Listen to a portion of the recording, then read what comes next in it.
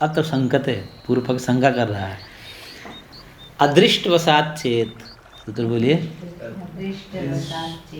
और अदृष्ट के वसात हो गया ना, उसके पास अदृष्ट है, इसके पास अदृष्ट नहीं है, इसलिए जिसके पास अदृष्ट होगा उसकी इंद्रिय उस पर प्रभावित करेगी, जिसके पास अदृष्ट नहीं हो उपराग नहीं होगा, काम खत्म।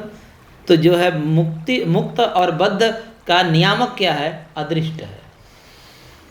इसलिए इंद्रियों के माध्यम से इंद्रियार्थ सन्निकर्ष बनेगा तो जीवात्मा जो बद्ध होगी, क्योंकि उसके पास अदृष्ट है, इसलिए अदृष्ट होने का भोग करेगा, वो भोग के जनक संस्कार हैं उसमें, इसलिए उसका उपराग हो जाता है। और जिसमें संस्कार ही नहीं है, अदृष्ट ही नहीं है, प्रारब्ध रूपी, उसका नहीं होगा।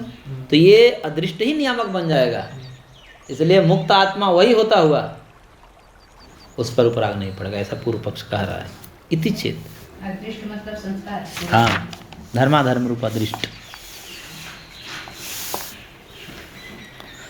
ननो एक देश संबंधेन विषय संयोग साध्य अपि अदृष्टवसाद एवं उपराग लाभ इति चेत इत्यर्थः।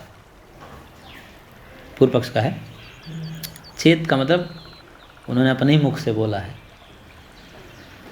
सिद्धांती अपने ही मुख से बोले हैं। यदि ऐसा कहो तो कि एक देश संबंध होने पर भी विषय संयोग का साम्य होने पर भी, विषय संयोग दोनों से साम्य हो गया, क्योंकि विषयों के साथ संयोग सबका है, मुक्तात्मा व्यापक होने से विषय के साथ संपर्क है उसका भी, लेकिन संयोग होने पर भी भोग का नियामक जो अदृष्ट है वो नहीं है उसमें, मुक्तात्मा में, इसलिए वो नहीं होने से विषय के साथ संयोग होते हुए भी प्रभावित नहीं होगा। और बद्ध आत्मा में अदृष्ट है जो भोग का नियामक है, इसलिए संबंध होने से उपराग हो जाता है, वासना का उपराग हो जाता है उसमें। तो अदृष्ट वसाद एवं उपराग लाभ इति चेत, ऐसा कोई कहे